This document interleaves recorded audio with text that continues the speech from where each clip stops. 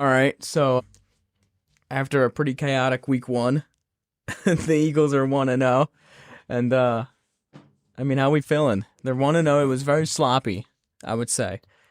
Nice week 1 football, It was, you know? yeah, it was good. I mean, obviously you want to see them start 1-0. Exactly. So they get the win, which is all that really matters It was in the end. It was really sloppy. But yeah, it would be nice to see them actually look a little bit better than they did, as it was a very weird and strange game, I think, for the most part. And Yeah, and that started even before the first snap was taken. yeah, with the Ben Van Sumeren injury on the opening kickoff, and then right after he gets carted off the field, there's this incident where Dak Prescott spits, and then Jalen Carter views that as, I don't know, I guess disrespectful or something, so he spits literally on Dak Prescott. Yeah, which is just it's such a childish move by Jalen Carter. Just a very boneheaded move. Like, not... And Dak Prescott saw that, he's a cocky player, he's young, this stuff has happened to him at Georgia before, and he decided to, bait him out, and... I mean, it worked. It worked. He got ejected for the rest of the game, and clearly the defensive line needed him out there because they were... Yeah, they did not look good. They were terrible the whole night. Entire first half, really. They looked really, really bad. And I mean, they did get better in the second half, I feel like, but that they were never able to get to Dak.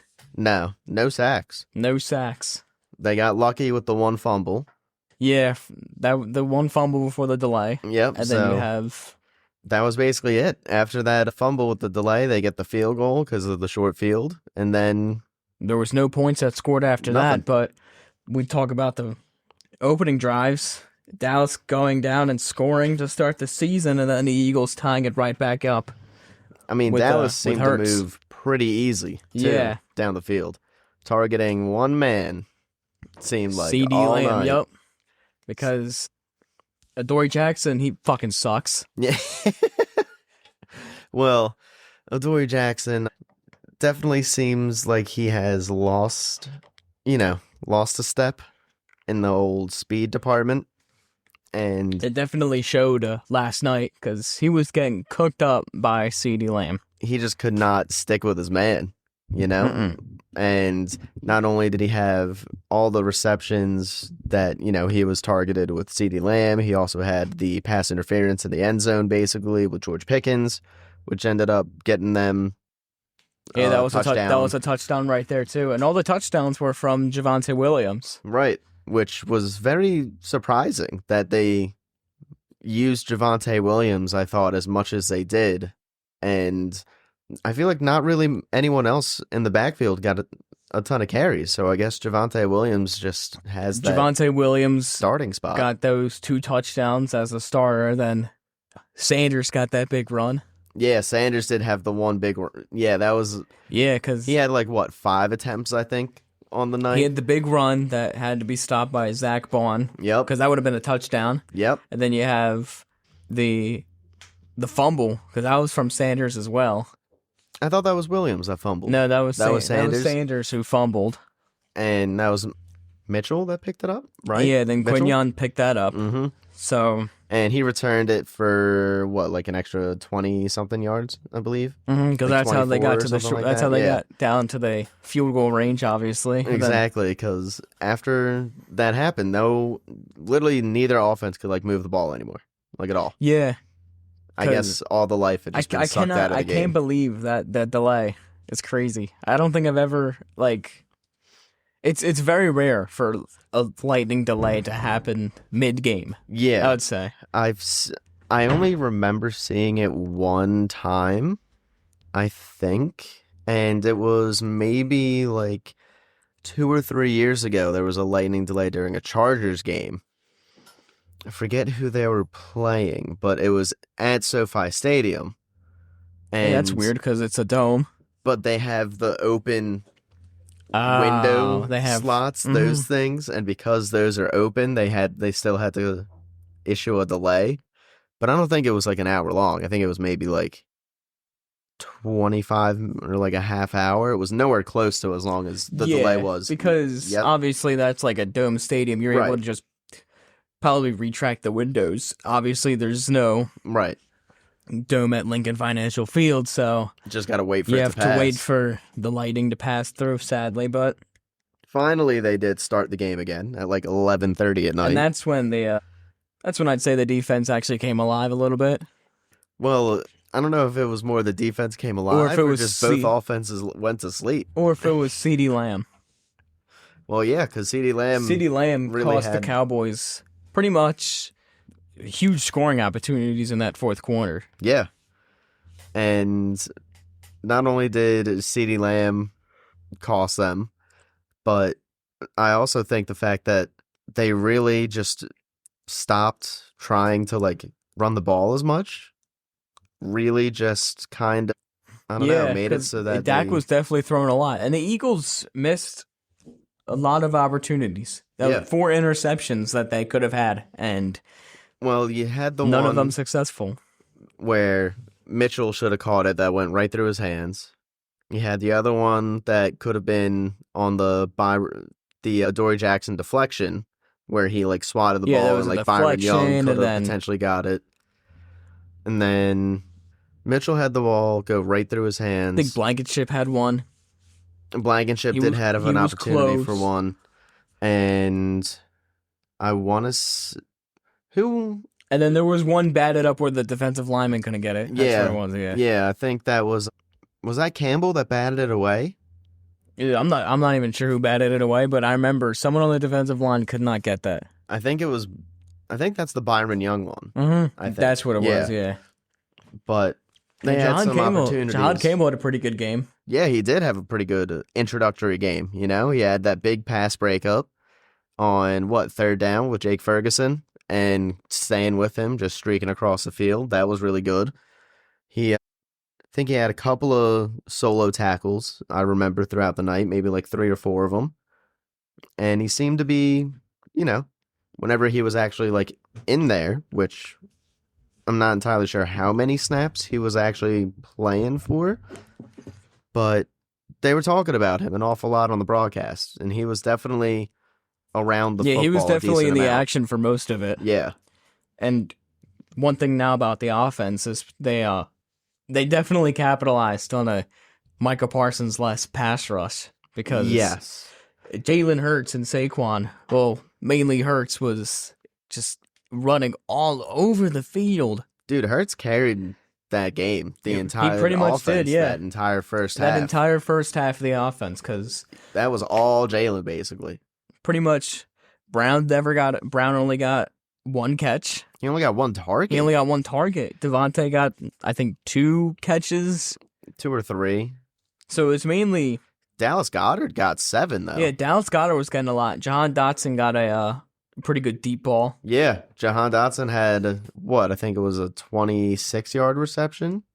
It was basically just him and Dallas Goedert just getting most of the... Saquon had a couple of catches out of the backfield. He did drop one, unfortunately. But... Yeah. He also had a couple of catches lined up as a wide receiver as well. So not only was he catching stuff out of the backfield, coming out the back, he was also catching stuff lined up actually on the line. And then you had him get the touchdown, and then you had Hurts obviously get a couple. I mean, so that run game by them was just absolutely fantastic. Touch push. Yeah, successful touch push, obviously. Which 2 for 2. Which is nice. And then Jake Elliott making a 58-yard field goal, which is... Back to his Jake Elliott ways. Yeah, back to his Jake Elliott ways, basically. That was fantastic. Yeah, that was awesome, seeing him hit a 58-yarder. Yeah. To put that... He's definitely improved. Put everyone at ease on the first kick that you have. 58 yards, boom, he's definitely improved. Yes. On his time during the preseason. He was working a lot on trying to get more field goals from longer distances, and clearly it showed in week 1. Oh, yeah. That was... 58 yards is no, it's no cakewalk right there. 58 yards is a pretty substantial amount of yardage for any kicker in the NFL. So, anytime you're able to hit anything, I feel like that's 56 and up, it's like, all right, that's pretty damn impressive. Yeah, agree so much to. And also another thing, there's major cleanups that Well, obviously the Eagles got to fix for week 2. I mean, Apparently Jalen Carter isn't going to be suspended, so at least you're getting your best defensive lineman back for a crucial game against Kansas City. And that should help in all facets because Jalen Carter really affects this defense on every level especially of when the it's football field. Especially when it's Jordan Davis, Moro Jomo, and Uche. Yeah. Again, those are your three defensive linemen against a pretty good Cowboys offensive line, I'd say. Yeah, Cowboys do have a pretty good offensive line. And I mean, they were getting cooked all night, man. Somehow Hurts only got sacked once, which is nice, so. Yeah. But they were never able to get to Dak.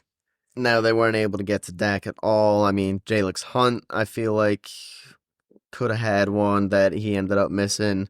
Jordan Davis had that big one that was in like the second quarter that he missed that too. I don't know how he did not to the ground. Get Dak Prescott. He was slipping and sliding all over the place. And then there was I forget who was the second guy on the back end of that afterward that could have gotten potentially. I don't think it was Smith. They missed a couple of sacks on Dak. I think it was a Jomo that could have potentially gotten at him right after Jordan Davis got him, and they both missed.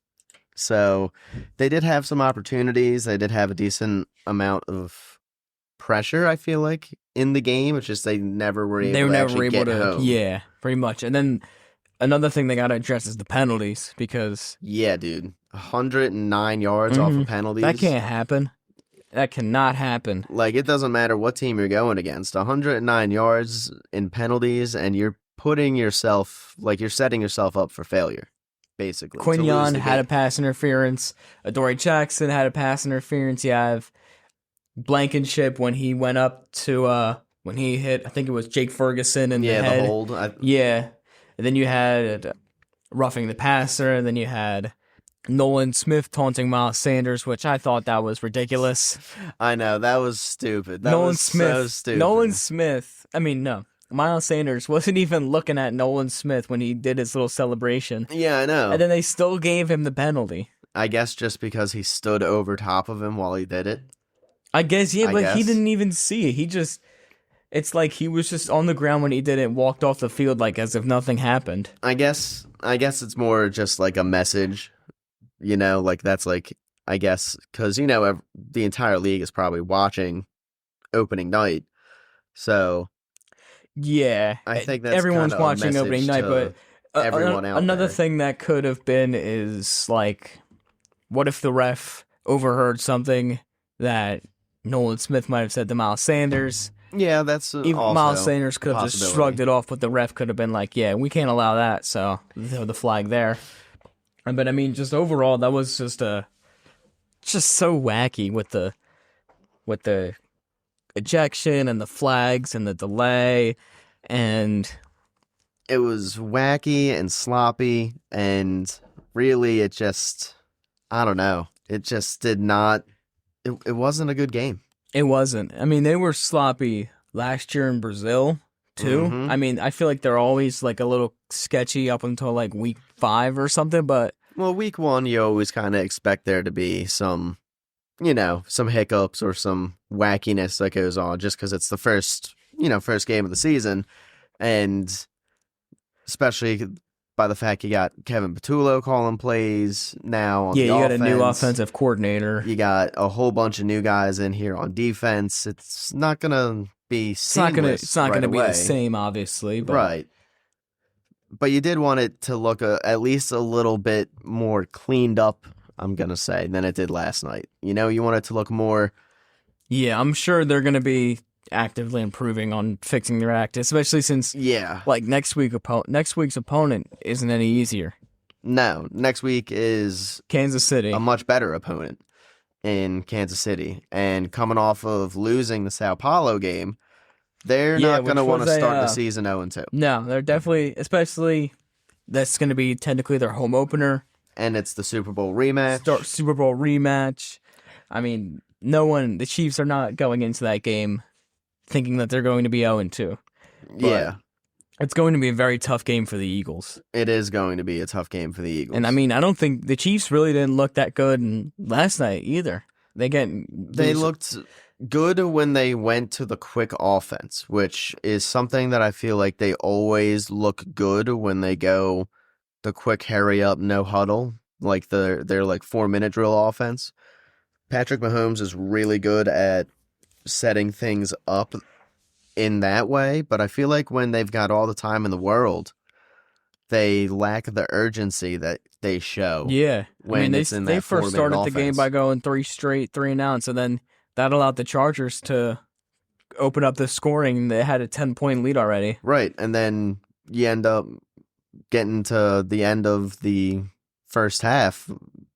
The Chargers get the ball, with like a minute and 39 seconds, and they go down the field and they score. Yeah. Like, so, I mean, not the Chargers, the Chiefs went down the field and they scored. So the Chiefs are good at that. They're good at getting quick points. Mm-hmm. Yeah. And whenever they get to that quick hurry up offense where they don't let you substitute and they keep the same guys out on the field, eventually they catch someone that's tired or someone that miscommunicated or something that, along those lines, and they're able to capitalize on it, usually with a very big play. And that's the same thing that happened in the fourth quarter. The Chiefs were down by, I think it was a touchdown or something. Yeah. And Kelsey on the wheel route. Yeah, and then it was 4th down, and then Mahomes just tossed up a deep ball and found Hollywood Brown. Yep. Was able to get 1st and goal, and they did not end up getting the touchdown, so they did settle for a field goal, and then at that point, the Chargers were at 3rd and 13. I think it was just after the 2-minute warning or just before the 2-minute warning, and Justin Herbert pulled off like an incredible run to end up getting the first sealing down, that right? game and getting the first down. And then they just kneeled it after that. Yeah, they kneeled it and got the win. So, but the Chiefs are definitely going to be not wanting to start their season 0-2. Oh, for sure. So you're going to get the Chiefs' best thing that they have to offer next week, and you're going to get it in Kansas City. Which is going to be, obviously, a completely different atmosphere than Philadelphia. Right. So you're going to have to really not have 109 penalty yards on 9 different penalties. Sure. Yeah. If you're going to win that game. But, you got to clean up the penalties. It's not going to be easy. No. Definitely not going to be easy. They got to go in to and Jalen Carter can't do Jalen Carter stupid. can't do nothing stupid. I mean, Jalen Carter, you're like... I can't defend Jalen Carter on this. I can't. He's a clown. You can't defend spitting on another human being in a professional setting. No, really in any setting. I mean, you're a grown man. You're a football player making millions of dollars, and you're spitting on opposing quarterback. I mean, this isn't like 7th grade recess football. This is. I mean, even if it was like 7th grade football, you'd probably get kicked out of playing. Like the rest of the people there would be like, "Dude, you're fucking gross." Yeah, like you're not playing with us, dude. You just spit on me, bro. But yeah, hopefully, if the Eagles somehow do start 2-0, that's gonna be super impressive. If they start off 2-0, they've got a pretty good chance of starting off 3-1 because.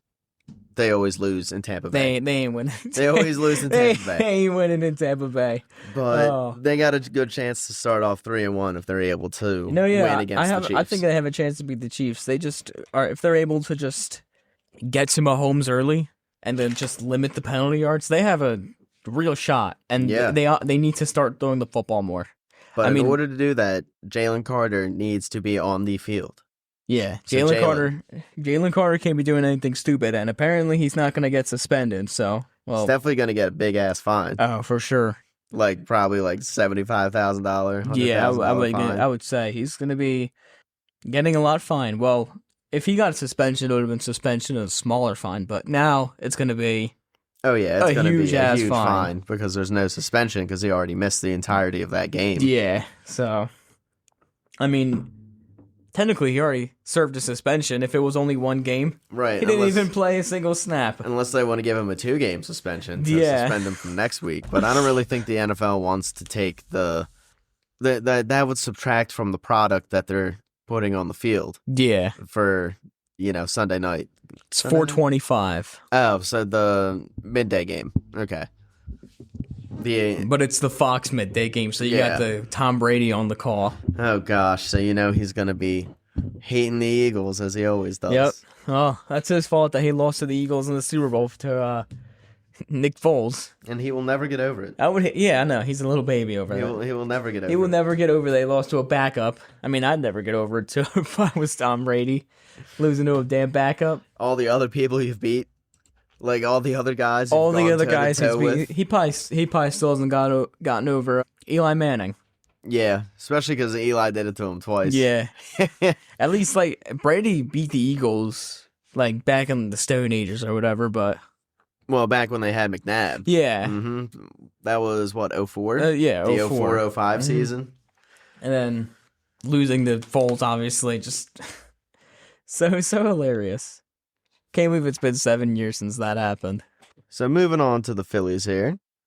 Or actually, hang on. Before we move on to the Phillies, you want to mention just the injuries real quick that came up? Yeah. Other than Van Sumeren? Mm-hmm. So, other than a Van Sumeren who is probably... I think they already announced he's expected to miss the entire season, right? They announced out for the season, because that's why they signed Zadarius Smith. Right. So he's going to be Wait, out. actually, how do you feel about the Zadarius Smith move? I mean, I'm fine with it.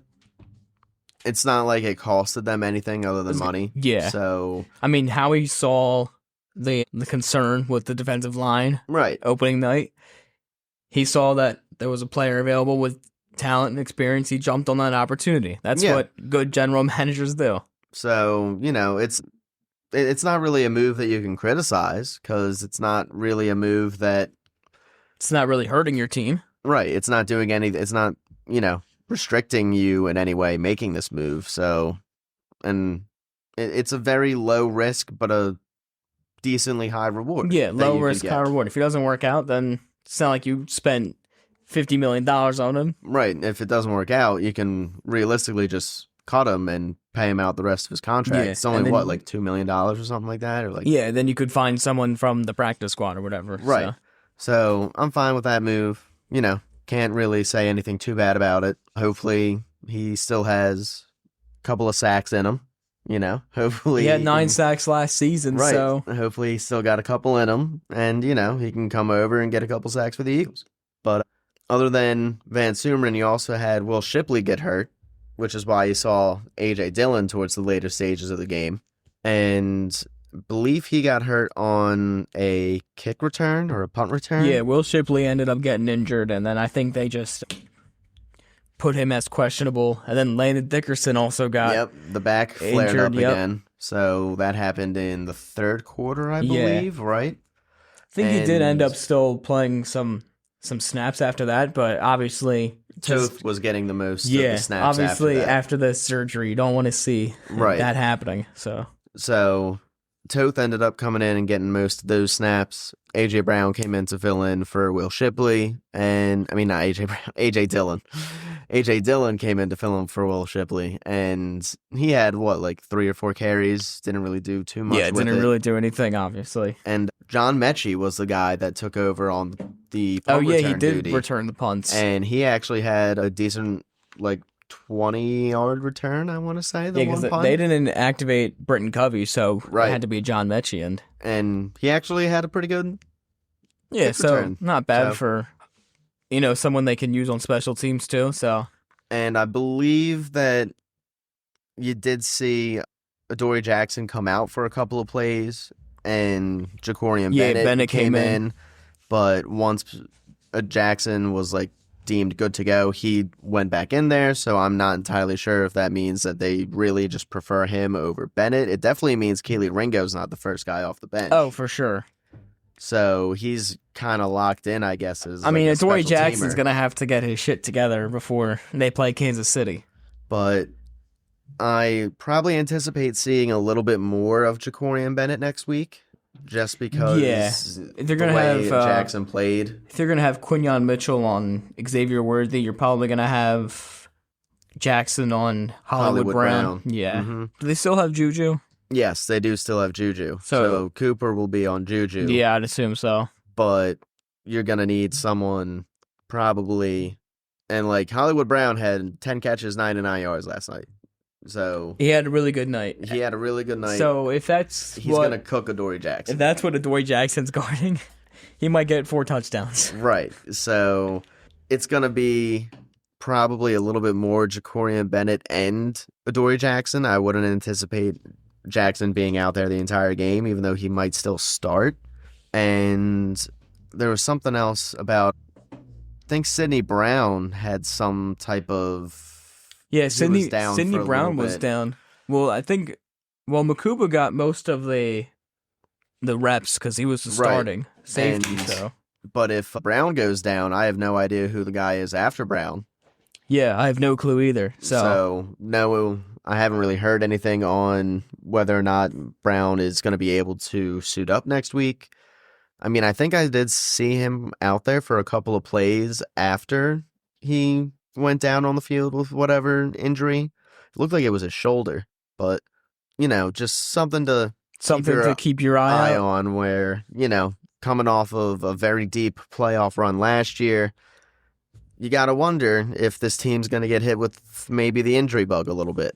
In fact, they had shorter offseason than any other team, Yeah, they better not. So They've had deep playoff runs the past couple of years. They've been relatively injury-free for those runs. Eventually, it's going to start catching up to them at some point, you would assume. yeah, that ain't happening. But No.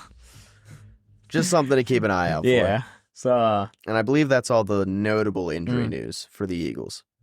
all right. So you want to Move on to the you Phillies. want to talk about baseball? Yeah. Now let's press our hats forward here for the Phillies. And first thing that you want to go over, or I think first thing I want to go over real quick, Castellanos, man. Yeah. Castellanos is maybe not playing in the playoffs. Oh, I don't know. So he hasn't played for the third time in the last 4 games. And there should be a lineup probably coming out before we wrap this up, so we can check and see if he's in the lineup. But it's another right-handed pitcher. It's Sandy Alcantara for the Marlins on today, Saturday, which we're recording this. So Right, and Kepler hit a home run Kepler had a last home night. run last night. I And mean, he also had an RBI single. Nick Castellanos is not playing for the third time in 4 games. The Phillies are paying him, $20 million, and this is not even the final year of his contract. He's got one more year. So he provides offense, which is definitely not worth $20 million. No. He has the most mediocre defense in the league, and One of the worst defensive metrics right fielders for past, 3 years now? pretty much, Yeah. ever since he took over that starting right field job, and a WAR of 0.9, minus 0.9. Yeah, so he's actually costing you Game. Pretty much. He's losing you a game. He's losing you a game. So, I don't know if his time with the Phillies is up. I don't know if the offseason comes and they see his contract and they just pull the trigger and just eat that $20 million that's left of him. Yeah, because I don't know why any other team would take him. No. I mean, no team is going to see that for $20 million and be like, yes, look at that Yeah, no one's power gonna take hitter him. that is not a power hitter. The strikeouts have been up consistently. Nothing has been hit hard. The defense is not there. I mean, he's at this stage of his career, he's a DH only on a team like Colorado. Yeah, or a team that, maybe has a bit better of a hitting ballpark. Not to say that Citizens Bank isn't a great hitting ballpark, because it is. Hey, but- Cincinnati's a good hitting ballpark. Right, and he had success before in He Cincinnati. had success before in Cincinnati. Texas is a pretty good hitter's But ballpark. he'd be nothing but a DH. He would not Right. be able to, if he played for Colorado or something, he would not be able to track down fly balls in that ginormous outfield. He'd be like a snail going around. There's no way you could defensively put him in a gigantic outfield like that. You could maybe put him in right field, Yankees, because Yankees got the short right Yeah, they got the field. short porch, but even So that, maybe you could put him there and he would be marginally better. Or, You definitely couldn't put him in Boston because Boston's right field's got that, the pesky pole that's over there. That Yeah, but little still, even strange that corner. outfield is pretty big. Besides, Right. like, the Green Monster, you have center field, which is pretty deep, and then right field's even still, like, besides the pole, it's kind of like an odd shape It's a very odd shape, where it ends up going all the way to the bullpens. but the only way you're gonna be able to like trade him or get rid of him in a way where you don't pay out his contract would be if you were to basically take back nothing in return. Yeah, no team is going to trade any top prospects. No. I mean, you could get maybe just like some You may be able to get guys to fill the minor league squad. Yeah, but you might other be than able to that- get like 2 prospects in AA, but that's about it. Yeah, like other than that, you're not gonna get anything for Castellanos. And even with him trading him away, other teams might still be asking you, hey, cover some of this contract. So if that's the case, You might be still having to pay, right, pay him $10 million Yeah. to play on another team. So when you could have used that $10 million on a free agent. Like, So maybe just cut him. I'm not entirely sure how this goes, but I do think after this season, whenever the Phillies play their last game this year, it will be the last game for Nick Castellanos in a Phillies uniform. yeah. And we always say how he does like good in the playoffs or whatever, but that doesn't matter if they're not going to win anything. I mean, we've seen with Castellanos that he can get hot for stretches, so But it's never consistent is Exactly. the thing. it never is more than, I want to say, like 2 weeks at a time. And those 2 weeks he'll be tearing the cover off the ball. But then when it's over, it's really over. I mean, when you're Like, getting paid $20 million and struggling to when you're struggling to maintain a 700 OPS.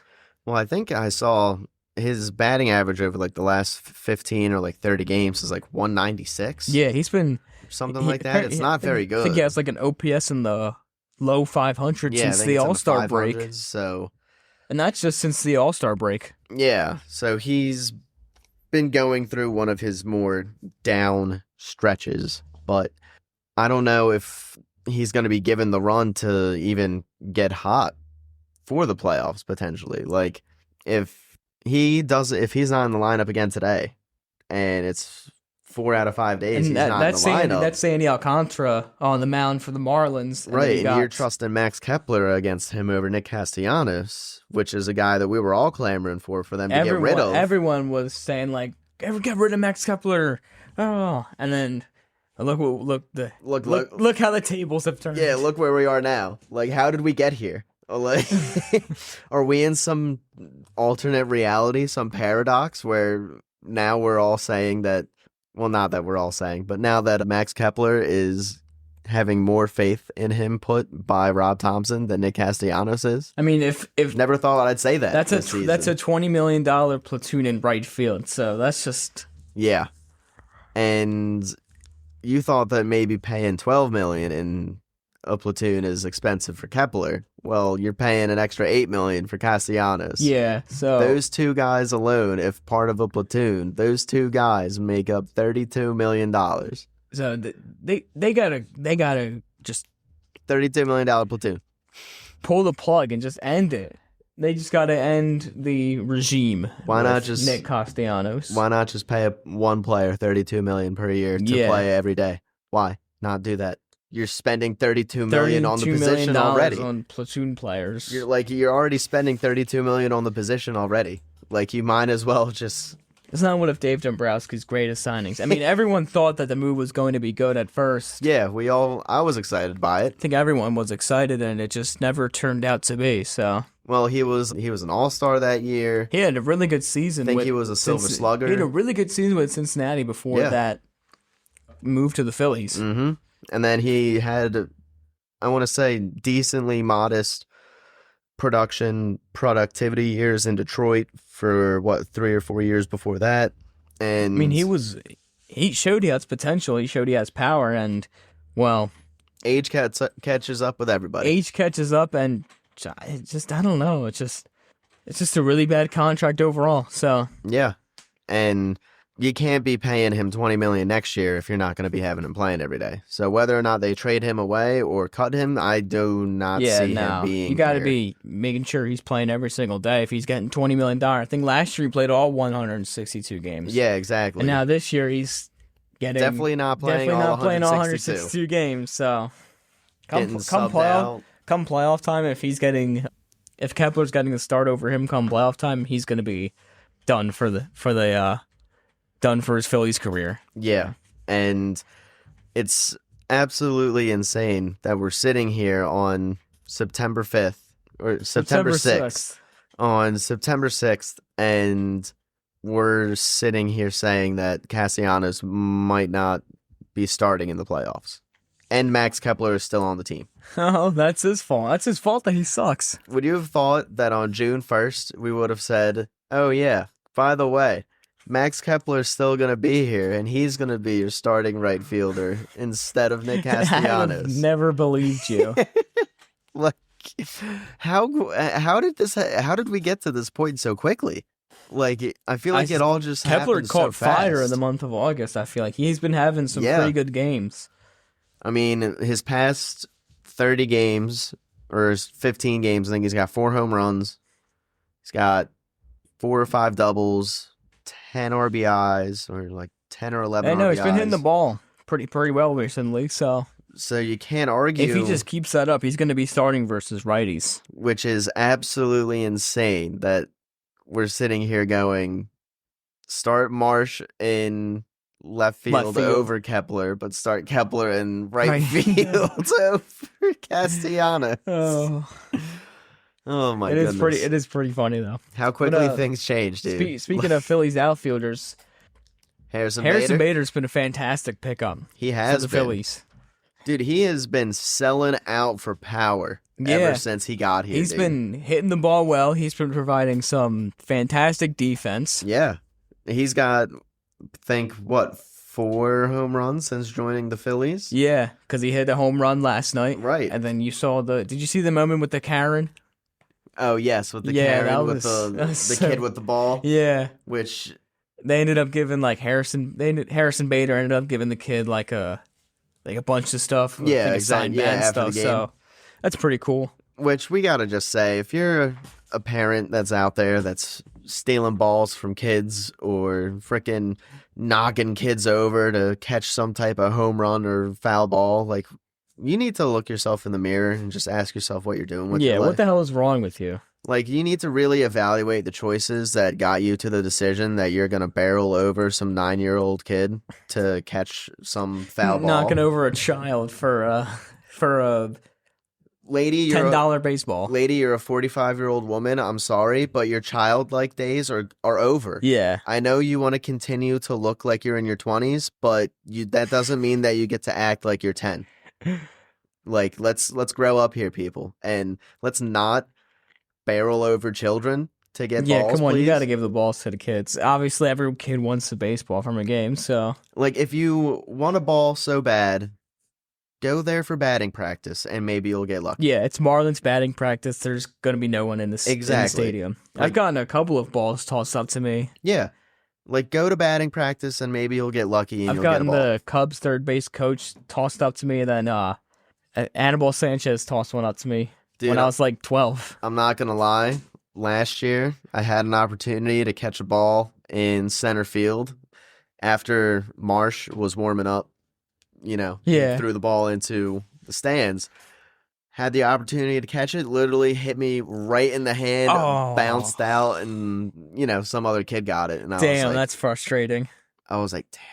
But then I was like, would I have even kept it if I caught it anyway? Yeah, or would I have just given it to the kid, or would I have just given it to that kid? Like, probably I would have just given it to that kid. Probably given it to the kid, yeah. But still, I had the opportunity to catch it, and it just hit me right in the hand, and I couldn't. So frustrating. Couldn't secure it, Nah, but back to Harrison Bader. I mean, he's been got a little off topic. Yeah, no, but he's been fantastic at the deadline. He's been more than I think any Phillies fan really thought he was going to be, and he's provided a lot more than I can at least say I expected. Yeah, I didn't realize how good of a hitter he was.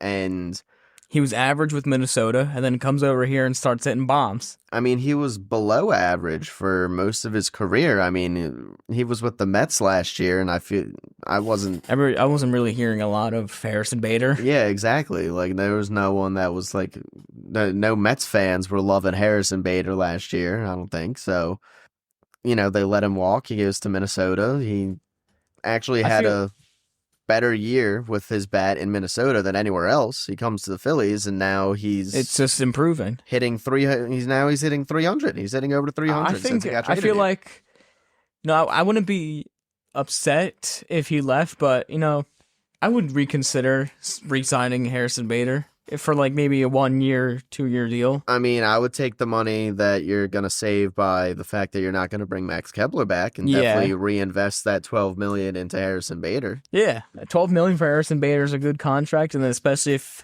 they end up getting rid of Nick Castellanos, you could have Brandon Marsh, Harrison Bader, and Justin Crawford in that outfield. Right. I think that's a pretty good outfield for 2026. Now, the only thing is if they do that, I don't know if they move Bader to right field potentially. And because they want to have Crawford be the center fielder. Yeah, of the future. They could have like Marsh and Bader and left and right field. Yeah, which I would probably be more inclined to think that's what they would do. Would be to slot Harrison over to right field, especially if he's going to continue giving you this power that he's shown you that he has since he's got here. You can get away with playing him in right field as long as he's going to continue to hit those home runs. So if he's going to be able to hit those home runs and provide you stellar defense in right field while also giving Justin Crawford an opportunity to flourish in his natural position, I would do that. Yeah, 100%. Because Crawford's going to be here for the next 6-7 years. Bader's probably not. You know? So you're Bader, not going to... If they re-sign Bader, he's here for 1 to 2 years. Right. Now Crawford has... You're not going to not call much the more kid potential. up Yeah. because Harrison Bader is taking his spot in center field. That's not going to happen. And I don't think that the Phillies want to move him off of center field to right or left either. They want to keep him in center. Yeah, I don't think there's no shot that they end up moving him. So the amount of ground balls that he hits and the fact that he doesn't have lift or the power numbers, you can't put him in the corner outfield position. You need to have him play center field, so unless they, maybe try in spring training with him in the corner outfields. I mean, unless you're able to get some more home run production from left and center, because you're going to need slug from somewhere in the outfield. You can't have all your outfielders be guys that are just rinky-dink singles guys. Pretty much. And, I mean, Marsh and Bader hit the home runs last night, but they're not exactly, home run threats. Marsh has got 9. Bader's got, 15? Bader's got, 15, I think. So, Bader might reach 20 by the end of the year, but... Marsh might get to 15. Yeah. And I doubt it. Maybe 12. Right. And if Crawford's going to be up here, he's not going to get you 20 home runs a year. He's going to get he might give you 10. He might give you 5. So he's a true contact hitter. Right. So at that point, you're getting 30 to 35 home runs from your outfield. That's it. Yeah, you kind of need 50. You need more than that. You need a little 15 more home runs from your outfield. You need a little bit more than that. So we're gonna have to get Bader back on. Bader, if they do re-sign him, he's gonna be probably the leading home run man on the outfield with maybe 20 home runs. Yeah, maybe. So that's the only thing. Unless if they're getting on base and they're allowing the power hitters to drive him in, then yeah. Well, the only way that can continue to work is if you continue to get slugging and power out of your infield, which they haven't really shown. You got slugging and power out of Bryce. You're getting slugging and power out of the DH spot in Kyle Schwarber. But you're really not getting anything from Bryce and Stott. I mean, Trey Turner is really only hitting singles, and then... I mean, he's hit a couple home runs now recently, but he's not going to be someone that... He's not going to be someone to rely on that you need a home run for. Right. He's another guy that profiles as more of the Justin Crawford type of player. He's going to hit Alec Bowman's going to be... Alec Boehm's not a home run guy. Yeah, he's been in a slump as of recently, getting demoted all the way to the 8th spot. So you're going to be relying on basically 2 guys in your lineup then, if that's the case. for all of your slugging, which is not something that you can really have as a World Series contending team. You need to have more than just 2 players that are capable of providing some run production for your team. So I would like to be able to bring Harrison Bader back. It's just if you bring him back, I don't know what that does with Justin Crawford, because they're going to want to call him up. Yeah. And I don't know what they're going to do with Nick Castellanos, so. Yeah, and there's no guarantee that, maybe especially if they don't win it, like they don't win the World Series or anything like that. I don't even think there's a guarantee that Alec Boehm is here. He was involved in trade talks last year. He'll be on the final year of arbitration. Here's your lineup with no Nick Castellanos again. Lineup is out and no Nicky C? Nope. Oh my goodness. Yeah, dude. I'm starting to think that Nick Castellanos might not be the starting right fielder by the time we get to the playoffs. Kyle Schwarber, Alec Boehm, Bryce Harper, JT, Marsh, Bader, Kepler, Sosa, and Stott. Dude, he's not going to be a starter for... Yeah, he's not going to be a starter in the playoffs. That's absolutely insane. You're going to have a $20 million bench bat in the playoffs. Crazy. Ridiculous, dude. Absolutely ridiculous. All right, well, let's save Nick Castellanos. Yeah. Maybe he goes on a hot streak when we're gone or whatever, but... Man. Talk about beating the Brewers. Yeah, beating the best team in baseball. I expected them to go in there and win maybe one game, and they ended up winning this series. Yeah, and they looked convincingly better in both of the games that they won. Oh, for sure. I mean, the Monday's game was a bit sloppy. Yeah. Had some errors here and there. Bryson Stott really didn't get to that one ball properly. Trey Turner had another error, but the offense was able to bounce back. Yes. They were able to get that first win. They were able to get over the fact that Taijuan Walker was not fantastic. Mm-hmm. And then the next game, Nola got shelled. Yeah, which...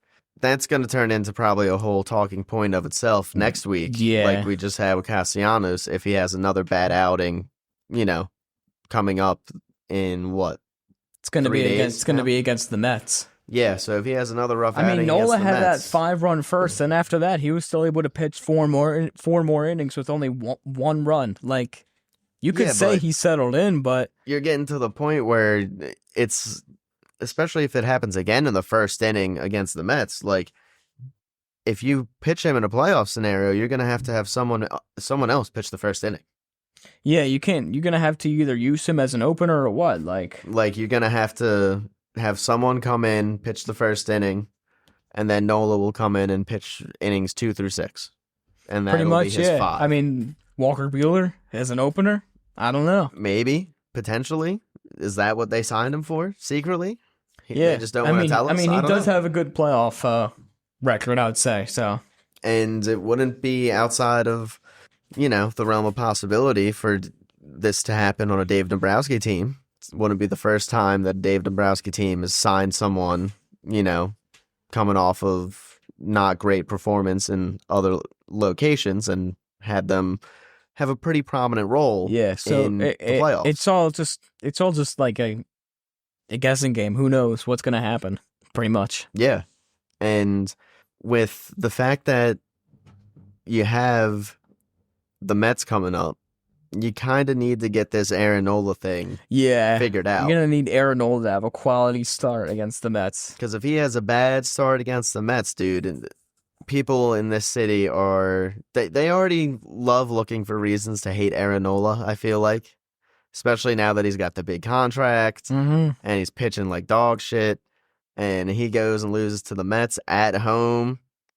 Dude, they're gonna have him in flames. People are gonna be done with Aaron Nola. Yeah, they're gonna be like, you can't pitch him in the playoffs. We're gonna hear how he's unpitchable, and put in Taijuan Walker for the playoff rotation over Aaron Nola. You're gonna hear a whole bunch of crazy shit like that. Yeah, just a bunch of bullshit.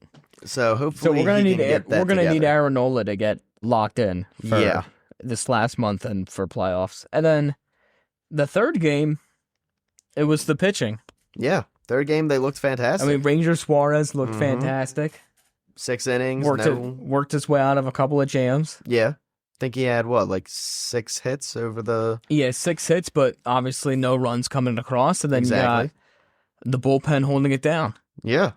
And the bullpen pitched really quickly, I feel like, for the most part. Yeah, those bullpen innings went really quick. It was just a really quick game in general. 2-0.